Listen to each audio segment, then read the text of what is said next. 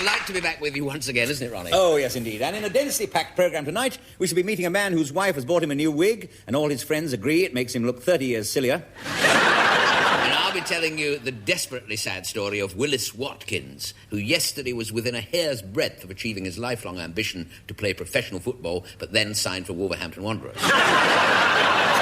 But first, the news. A government inquiry is to be set up into the company that's made a bomb out of syrup of figs. They'll be asking why the RAF didn't think of it first. The drains at the House of Commons remain blocked tonight after Dynarod turned up, but Blackrod wouldn't let them in. Meanwhile, miser Mr. Albert Moneybags was awarded £80,000 damages today after being struck in a sensitive spot by a cricket ball. He said the experience had definitely swollen his coffers. Finally, at the funeral service of former pantomime King Rat, Mr. Rolo Tooth, the vicar said what a good man he was, and the mourners said, oh no, he wasn't. A now sketch featuring Mr. Ronnie Corbett, who last night fell in the salad bowl and got dressed for dinner. Hang on, everybody! Hey! Charge, everybody! Now, the winner of the Best Dressed Tarts and Vicars competition. Best Tart, Susie Grundy from the town! And the Best Vicar, Manager of Office Printing, our host, Tony Spence! And we've got a very special prize for Tommy, a bog collar.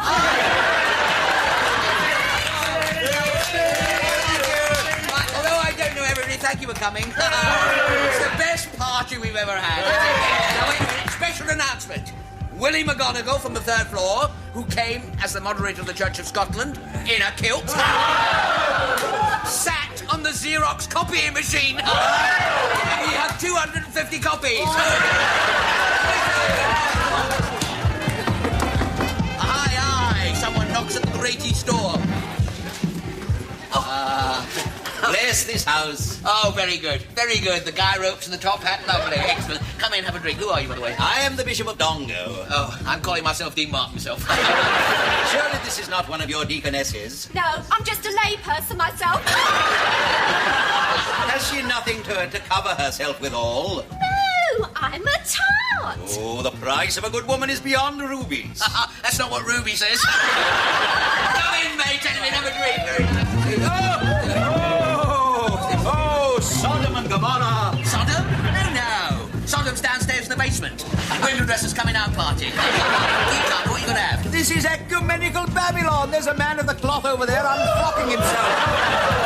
Tell him to go and frock himself at once. Well, you better tell him that, mate. Have you brought a bottle with you? I should have brought a bell book and candle. Oh, it's not bedtime yet. Oh, I shall pronounce ecclesiastical anathema. You're very lucky to be able to pronounce anything, mate. I shall excommunicate the lot of you. What's the matter with you? Where are you from? You're from auditing? Sent up to spoil everything or what? I am the Bishop of Dongo of the Friendly Islands. A real bishop? Yes. What are you doing here, mate? This is the Vicars and Tarts party. Our missionary work in the Friendly Islands costs money. I spoke to the man at the door in uniform and explained the missionary position. Oh, I don't know that one. He told me that the best place for me was the 6th floor. Oh, he's a real bishop, Eric, a real bishop. Yeah, he's not dressed up. He's collecting money from the Friendly Isles. Come on, help him be friendly, Doreen. How do you know? Our work in the I thought he was from Dispatch, with a hassock stuck up his cassock. His mind in neutral. Won't it put people off? Well, And furthermore, we shall pay in the next life for the lusts of the flesh that we incur in this life. Take a he's leap. driving everyone away. Come back. Come There back. is no circle of hell lower than that. What is it? Wait, we're only having a good time. Good time. Such scenes as these even in ancient Greece. Susie, come back. Susie! Oh, had that all laid on. Had her all laid on there, you miserable thing. Why don't you come and spoil everything? Sign here, please. Sonny, what is this? Party poopers? What's that? Yes, you've heard of kissograms and stripograms. I'm a nasty bishogram from your wife.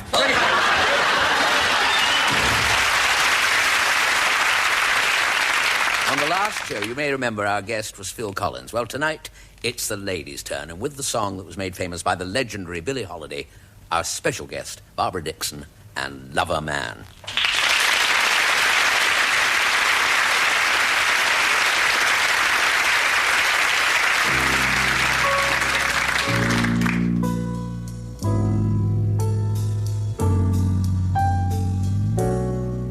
I don't know why, but I'm feeling so sad. I long to try something I've never had, hugging and a kissing, ooh, what I've been missing. Love a man, where can you be? The night is cold and I'm so all alone.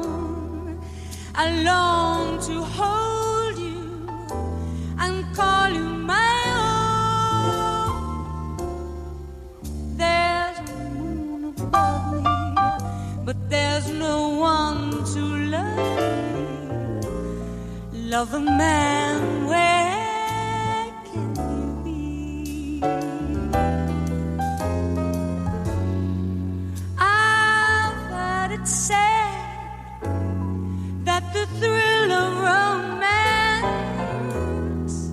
can be just like a heavenly dream. I go to bed in the hope that you make love to me, strange as it seems. Someday you'll come and you'll dry all my tears and whisper sweet little things in my ears, hugging and a kissing, ooh, what I've been missing. Love a man, where can you be?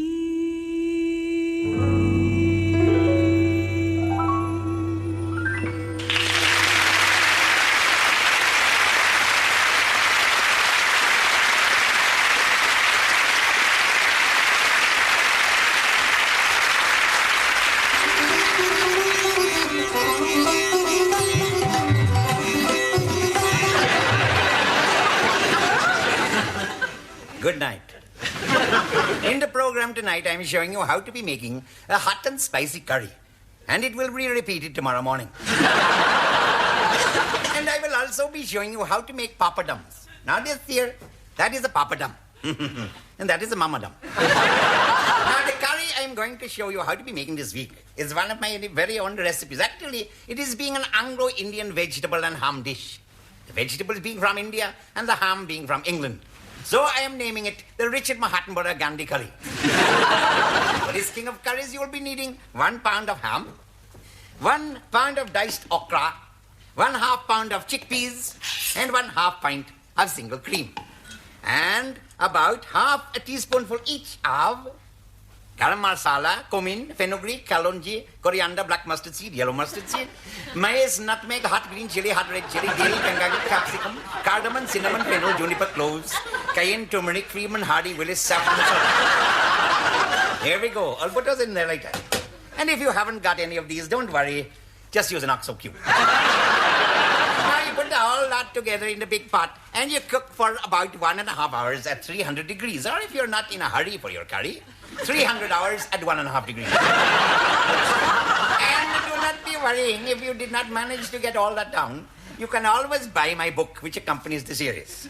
Price £9.95 or £8.95 direct from the BBC, the Bombay Book Club. Now with this curry, I recommend the stuffed pilau rice. Pilau rice is the thing to eat with this. And to be making perfect stuffed pilau rice, you will need 1 pint of water and 6 ounces of basmati rice. And you cook for 40 minutes and you stuff it into a pilau, like that, you see now. First, of course, you must remove the original stuffing from the pilau. Now, I am not knowing what this pilau is stuffed with. So I'm asking the producer on the phone. Hello? Oh, gracious, that is a cucumber. The question is, where is the phone? And the answer is, it is in this bowl covered with yogurt. Yes. However, I have here another telephone that I prepared earlier.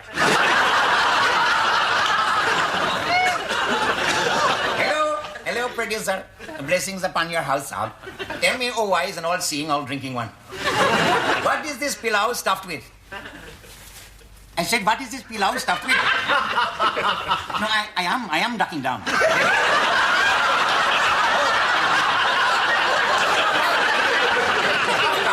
The pillow is stuffed with duck down, of course. This will be very useful. Thank you, sir. You're a bit late, but hurry up and catch me up. This will be a very useful in next week's program entitled Indigestion with Indian Food or How to Keep Your Bombay Duck Down. Now, what about a starter? Well, if you are following correctly the recipe for my hot and spicy curry, you will not be needing a starter. You'll be needing a stopper. That is something to stop you eating too much and getting too full because it is so delicious. Now, I am making a starter anyway. Any old way I shall make a starter. And I have chosen an old favorite, tandoori chicken. Now, this particular recipe was given to me by a friend of mine, Mohammed Nazir, sometimes known as Marinade Nazir, because he left his wife overnight. He's thinking about that one. Now, firstly, we will be making the marinade, which the chicken will then stand in or run around in if you are marinating it before you kill it. And for the marinade, you will need salt, yogurt. We have plenty of yogurt here, and the red food coloring. You put all those in the bowl like that, and half a juice of a whole lemon. Now, if you have not got a whole lemon to take half the juice of, just use the whole juice of half a lemon. Well, it's the same thing. Work it out. Now, for the chicken, which must now be skinning and quartering. Now, many people are finding this difficult, you see, but it's not difficult at all. If you are doing it like I'm telling you, which is by taking your little knife like this and cutting through the skin like this, you see. Through there, across there, run there like that, and run this side here from elbow to breakfast time, right round like that. Now, it is simple to be pulling the skin up. You just take the skin in the hand. No, you just take the...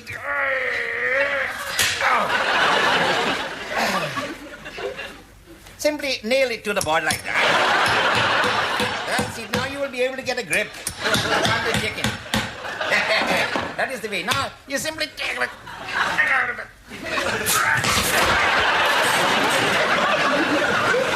There is a photograph of the completed chicken. Ready to serve. Now, lastly, and finally, it is my time for my last week's deliberate mistake. I wonder how many of you were getting it right. Some, perhaps, but not Mr. Gerald Watkins of Peterborough, who, after failing to notice that in the recipe for Rogan Josh, I should have said 1 teaspoonful of chili powder and not 1 dustbinful. He has since been in hospital. There he is recovering from the world's first bottom transplant.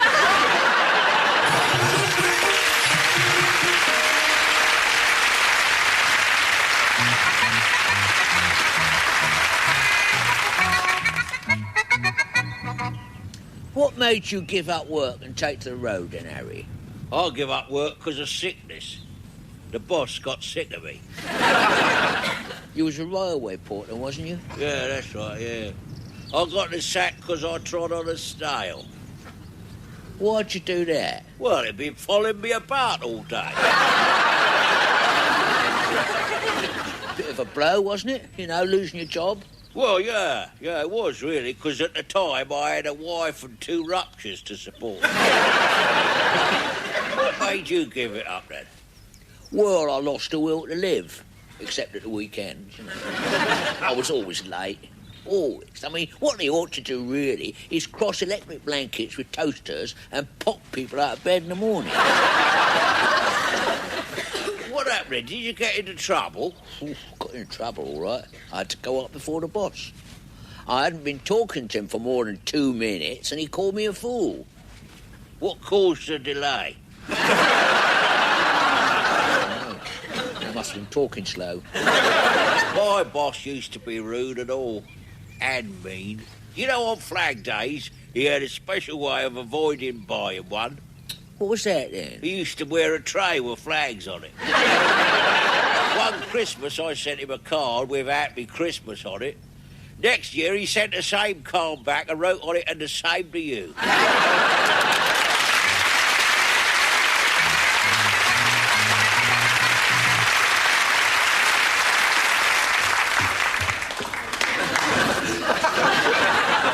Among slip into something totally flimsy while I mix you a scandalously dry martini after I've tinkled on the pianoforte.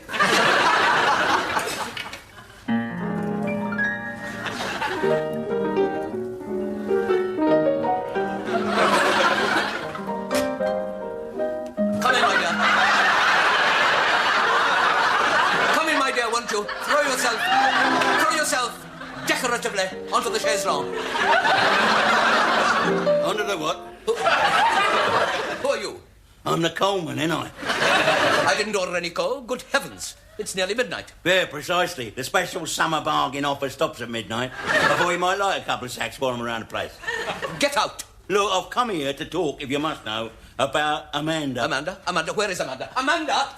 Don't shout, you'll bring the property values down. I'm talking about Amanda, my daughter Deirdre. She's downstairs, in the wagon, waiting for me.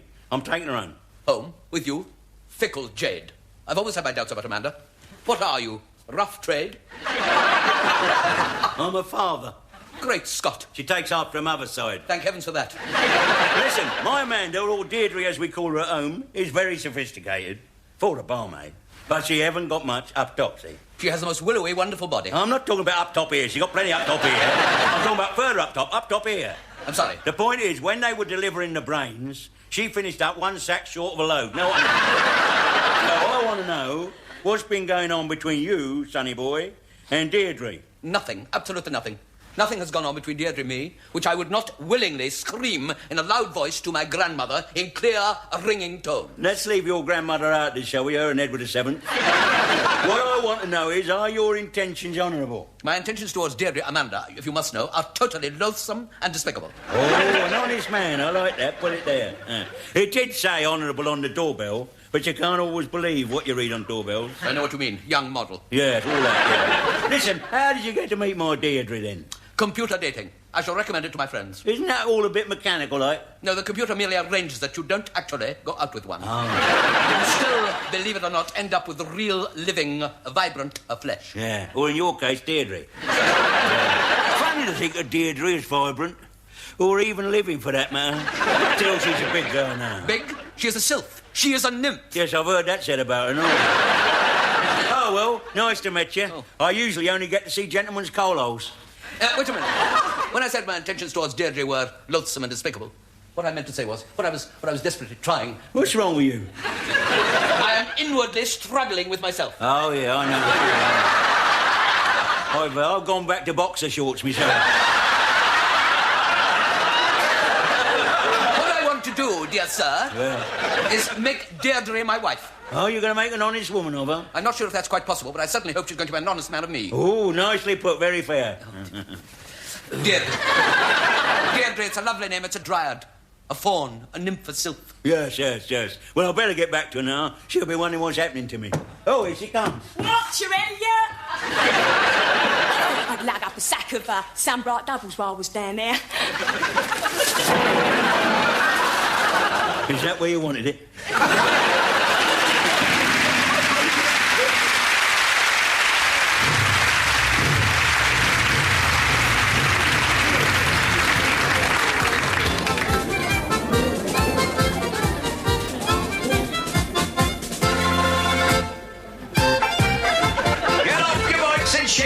You filthy lot of hairy brutes. Grab the girlie, that's the closest. Never mind her halitosis. Take your partner by the hand. Blow a raspberry to the band. Step upon your partner's toe. Move to the right and dozy-do.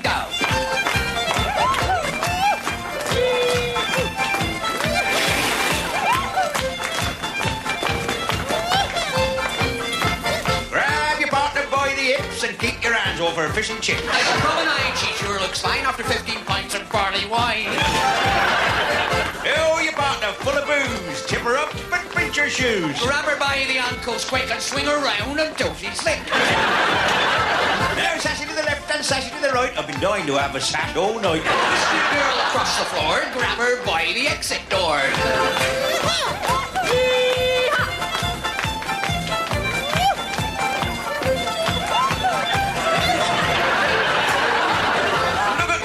Spinning round, his knuckles dragging on the ground. Come on, Charlie, grab that floozy with a face like that. She won't be choosy. Oh, One-Eyed Cyril's really weird. He grows mushrooms in his beard. Greasy Joan just caught his eye and stopped it landing in the shepherd's pie. Old Tom Noakes is 84. See him stagger around the floor. 3 parts gone on Lucas Aid. Promenades with a hearing aid. Albert's up to all his tricks. His Frida's bust is 46. When she swings him round and round, knocks young Albert to the ground. Watch them as they dozy-do. See them swinging to and fro. When it rains, the lucky fella uses them as an umbrella.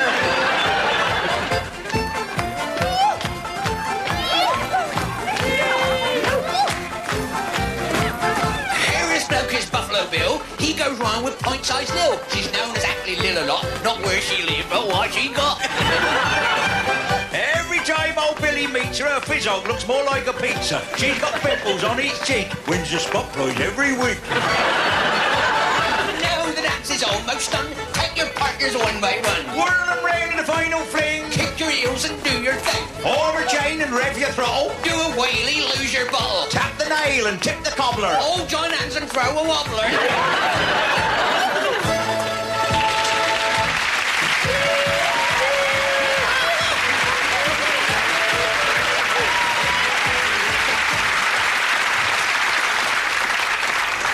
This is it, Fiona. It's lovely, isn't it? Charming. Absolutely charming. It is, in fact, the finest real ale house outside London, really. Yes, it is. Come on. Good evening, mine host. Good evening, sir. Good evening, madam. Good evening. Now, I think we should start you on something not too heavy, just a little tasty, nutty, from the wood, but not too strong. Could we have 2 pints, please, of Shagwell's Old Dirigible? Haven't got any, sir. Oh, no Shagwell's Old Dirigible? No, sir. Oh, goodness, that is a bit of a blow. Well, what about some Black Nasty Stout? Oh, lovely. Yes, half. 2 halves of Black Nasty Stout, please. Haven't got any, sir. Haven't got it. Well, what sort of beer have you got? We don't sell beer, sir. What do you mean you don't sell beer? I mean, the finest real ale house in the country. Ah, that was last year, sir. Last year? Yes. Yes, the craze for real ale is over now, sir. Really? So, what do you sell now, then? We sell water, sir. Water? Yes, water. Water? Why water? Why, well, there was such a craze on the mineral waters last year, so we gave up selling beer altogether, sir. Goodness me. Yes, we only sell water now, sir. We are the first real water pub. Real water? Yes, yes. All the top people go for it, sir, now. Oh, I think I read about it, as a matter of fact. I saw it in the supplement. Rather lucky we stumbled on this. What sort of real water do you stock there? Oh, all sorts. So we've got Alpine mineral water, we've got Island stream water, we've got Windermere lake water, we've got Canada dry water, Red Indian running water, French Perrier water, Yorkshire Terrier water, Mountain water, Fountain water, Holy water, Virginia water, we've got Southend sea water, Catford tap water, soapy water, ropey water, dopey water, dish water, fish water. We've got evaporated water, condensed water, soda water, distilled water, rich water, ditch water, boiling water, toilet water, Thames water, soda water. Yeah, we've got 7 water, we've got 6 out of 7 water, we've got baby's hot water, we've got baby's pot water, we've got baby's bath water, we've got murky water, dirty water, squirty water, old water, cold water, gold water, plain water, rain water, water on the rocks, water on the knee, water on the bridge. Which would you like?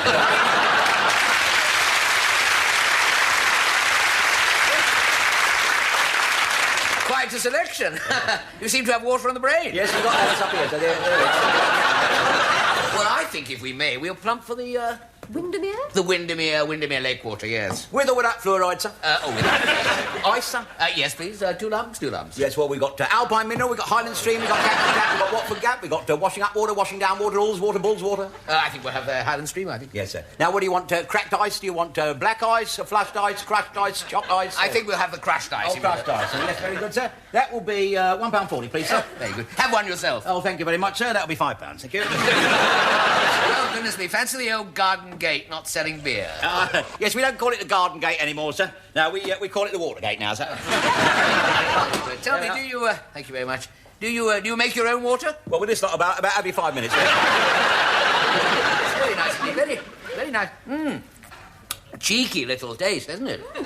Yes, I think you'll be amused by its impertinence. Very nice. I say, I thought you didn't sell beer. That's lager, isn't it? Oh, yes, but it's not for sale, sir. Well, what is it for? Well, we've got to wash the glasses in something, haven't we, sir? Thank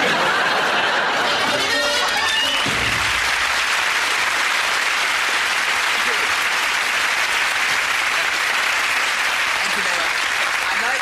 I'd like to begin tonight, if I may, on rather a serious note. Something of a sensitive subject, but one I hope we can all approach with a sort of adult, mature fashion. The question of my sex appeal. And why it didn't bring in a single donation. Now, I knew you wouldn't take that seriously. I thought you might take it less seriously than that. But anyway, the fact is that it's a popular fallacy that men of my diminutive stature don't make great lovers. As I pointed out in my recent book on the subject, How to Make a Little Go a Long Way, in which I recounted my first ever awakening to the attractions of the opposite sex at the age of 12. I can still remember it vividly. I'd just climbed halfway up Karma Miranda and suddenly lost all interest in scrumping her apples. A risky venture in those days because I actually went to a very, very strict school. I remember the boy who sat next to me was shot for hurrying a Murray mint. What I thought I would do tonight was to bring along this week's sack of fan mail from all my adoring lady admirers and just pick out one at random. just any letter. Oh, there we are. And see what it says. Now, here we are. To the most erotic man on television. Care of the two Ronnies. See what I mean? Get this sort of thing all the time. Now, let's see what it says inside. Dear Ronnie, here we are. Here they are. You are the sexiest hunk of man I have ever seen. Come very quiet. Virile and masculine, yet warm and cuddly. Last night I dreamt that you and I were... I beg your pardon. How I long for us to make mad, passionate music together, Ronnie. Say it can be so. All I ask is that you get rid of the weedy little drip who's on the... Please ask him to tell the joke about the American tourist and the Red Indian. Well, which brings us rather neatly, if not very convincingly, to tonight's story. Now, I'm glad it's this story, actually, because it should cheer up my wife, who's rather upset tonight, as today holds rather painful memories for us at home, because it was exactly a year ago today that the terrible incident occurred when I was kidnapped. I haven't talked about this before in public because it left a lot of scars, naturally, but it all happened one Saturday afternoon. We were taking part in a big charity showbiz event on Wimbledon Common. Very flattering, actually, because my wife and I were the guests of honour. And as a special tribute to the first night of our honeymoon, the first night of our honeymoon was reenacted by the Sealed Knot Society. I'll admit the catering left a lot to be desired. That was in the hands of the BBC canteen, the catering manageress. You know, the catering was. I'll swear she hadn't been reading her own recipes carefully enough, because on this occasion, for dessert, she served up a lemming meringue. And every time you went to eat some, it kept throwing itself off the table. It was at 5:30. We'd just left to go home when suddenly, without warning, the kidnappers struck. A car roared up alongside us. The door was flung open and I was dragged in, and off we went. Now, we drove for 3 hours till we came to a deserted, disused old building, which they'd obviously picked because no one would ever go there. Watford football ground. No, it wasn't. No. I shouldn't be unfair because Watford are doing their best to make a go of things. No, only this week they signed up 2 new spectators. I'll be honest, these 2 kidnappers were pretty hard-nosed. And they sent a note to the BBC which said, how would you like to see Ronnie Corbett strung up on a meat hook? And the next day they got a letter from the head of comedy saying, this shows promise, let's have lunch. So eventually, they issued an ultimatum. If the BBC did not leave £5,000 in a hollow tree on St Pancras Station, immediately, within 24 hours, I would never be seen again. 11 months went by. It went through various BBC committees. The ransom note was read out on points of view. And the kidnappers got fed up waiting and let me go, alive and completely unharmed. And the BBC sued them for breach of contract. Here is the joke. There is this chap on a package tour going around the United States. And the tour, you see, takes them deep into Indian country, down through Wounded Knee to Twisted Ankle, finally arriving at Athlete's Foot. Well, all pile out of the coach, and the guide draws their attention to a wizened old Red Indian who's standing by the side of the road. He said, that over there is Leaping Turtle, last of the Navajos. And he has the most amazing memory of any man alive. Who'd like to test him out? He said, so this chap steps forward and he says, tell me, Leaping, he says, can you recall what you had for breakfast on February the 25th, 1947? And without hesitation, the Indian replies, eggs. The chap said, well, I'll be plumb tuckered out, he said. That's incredible. Quickly remembering he was American. What a memory. At which point, their time is up. They all clamber back on the coach and off they go. Well, the chap enjoys the trip so much that 27 years later, he does it again. And sure enough, there, standing by the roadside, is the same Red Indian. A bit older now, obviously, you know. Splashing his scalps with Grecian 2000. Delivering a rather limp war cry. I forgot to know he was in the Salvation Army. Anyway, and the chap can't believe it. He said, that is incredible. Leaping Turtle is still alive after all this time. And he goes up to him again and he says, how? And the Indian turns around and said, scrambled.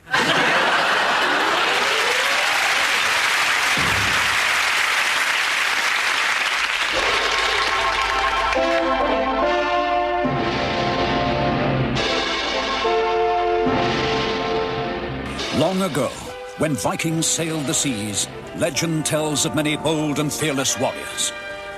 Of Robert the Hardy, Jimmy the Young, and James the Burke. Yet, of all the noble heroes in Valhalla, one man stood head and shoulders below the rest. Mudgard the Mighty, last of the great Norsemen. For Mudgard the sea was his kingdom, the fresh ocean spray his very lifeblood. And so it was that in the spring of the year 986, Mudgard led his band of cutthroats to the shores of northern Britain on what was to be his final voyage. As you know, I, Mudgard the Mighty, grow old. And this day, I lead you into battle for the last time against the ancient Britons.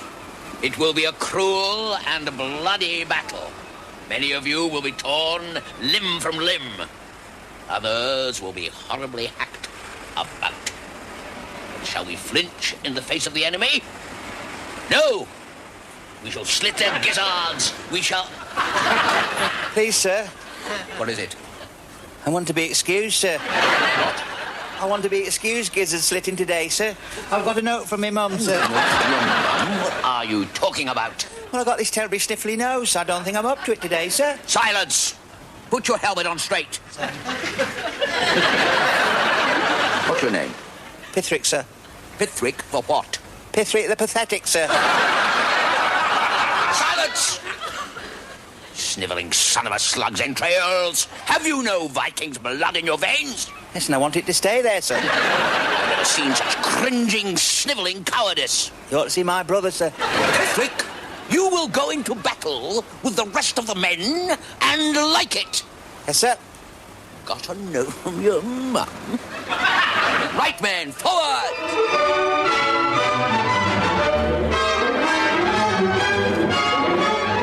And thus did Mudgard's hordes descend upon the Saxon villages, looting every home, slaughtering men and cattle, ravishing the womenfolk, and generally behaving in a very naughty manner.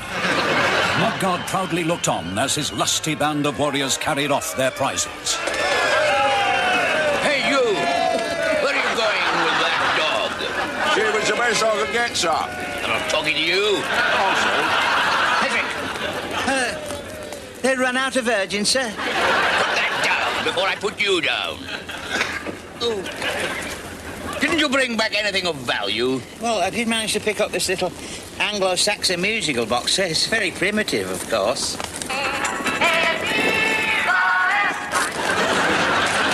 Cheap foreign rubbish. Next time you loot a village, Pithrick, bring back something useful.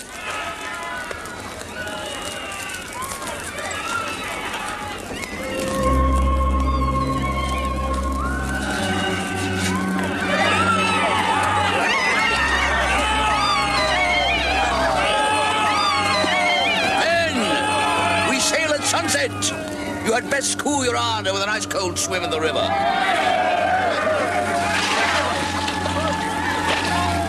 What have you got there?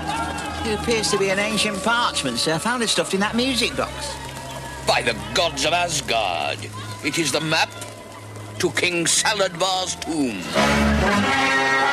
King Saladbar? Who's King Saladbar? In life, he was of the evil band that practices black rituals.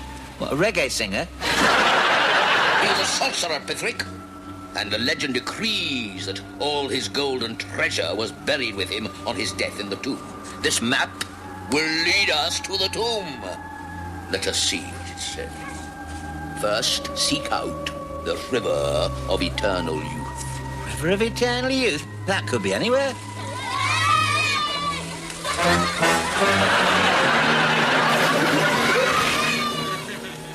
And so, with his crew now reduced to one man, Mudgod the Mighty took Pithric the Pathetic in search of the sorcerer's treasure, across the Valley of Woe, and up into the Mountains of Doom,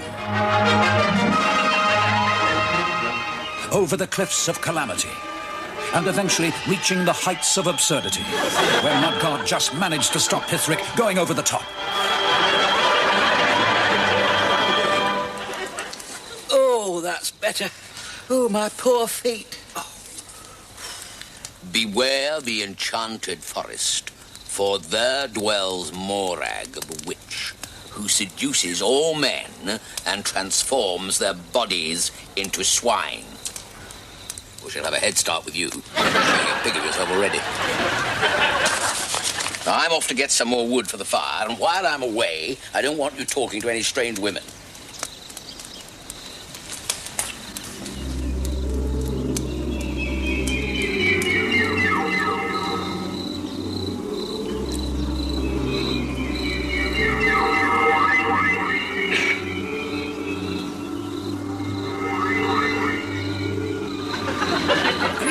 Brave Viking. Me? What do you want? You get away from me. Have no fear. I only wish you to share your drumstick with me. You leave me alone. You don't know where I've been. Don't fight it, Viking. Come into my arms. Oh, you can't get round me. There's nothing you could possibly do that would make me...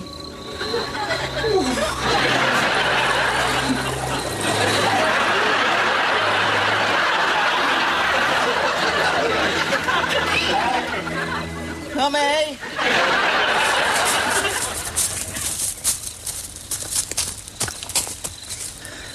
I knew it.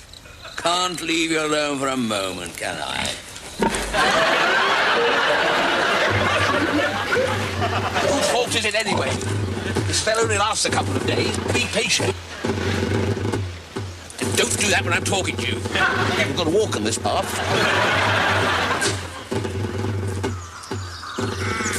Come on. I think I'm back to normal now. Sorry to hear that. These high-fiber diets have got a lot to answer for.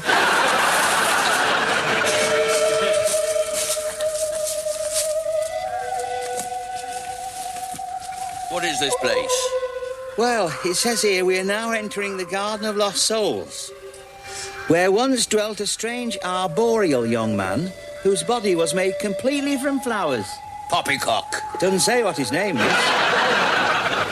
How do we get into the tomb? Oh, it says here, it's all here. It says to find the entrance, you must first seek out the giant rabbi hole. What? Giant rabbi hole. Let me see this. Giant rabbit hole. The writing's worn away. Take 20 paces from the giant toadstool. Oh, it is here, look there. All right, then go on then. 1, 2... We found it! The lost tomb of Saladbar the sorcerer. Seems strange that he left it completely unguarded. Somehow I expected to find some hideous, horrible monster, but evidently he seems to have...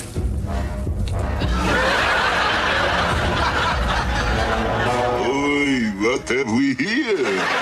A right little shepherd, no mistake. Keep away from me, you ogre!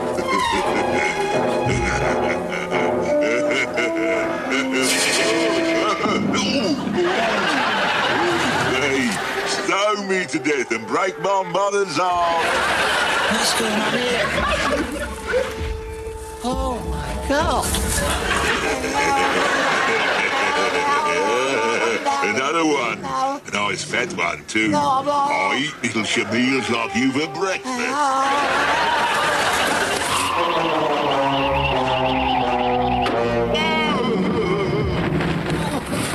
Got the evil brute.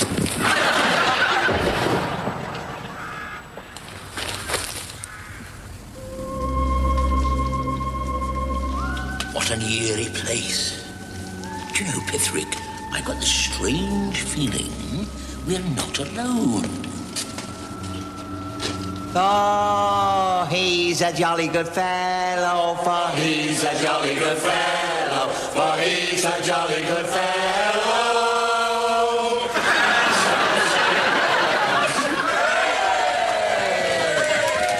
I don't believe it. This whole thing was one great big hoax. Just so we could spring this surprise party. We couldn't let you go without a good send-off, could we? I don't know what to say. In recognition of 50 years of pillaging and looting, we would like to present you with his solid gold 8-day sundial. Oh, is that the time? And this is from all the virgins you've ravished. All our best wishes for a happy retirement. I've won the cup. To Mudguard. To Mudguard. And thus ends the saga of Mudguard the Mighty. Yet even today, 1,000 years on, Mudguard's descendants are still to be seen, swooping mercilessly on defenceless Britons. Good morning. I'm from the Acme Double Glazing Company. I was wondering...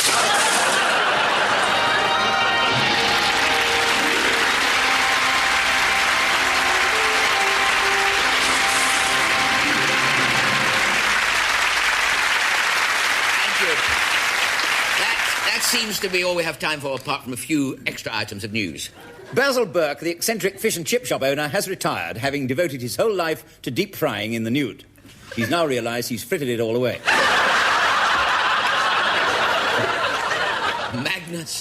Magnus Codd, TV's absent-minded professor, caused chaos at a suburban station this morning when he kissed the train goodbye, jumped on his wife and went to town. At today's conference of the Forgetful Society, the chairman gave the keynote speech. He said that last year had been a complete what-not of a whatchamacallit. Watch-your-face had an hooma flip and had made a complete thingamabob of it. He then sat down on a doodah and heard his what's-it.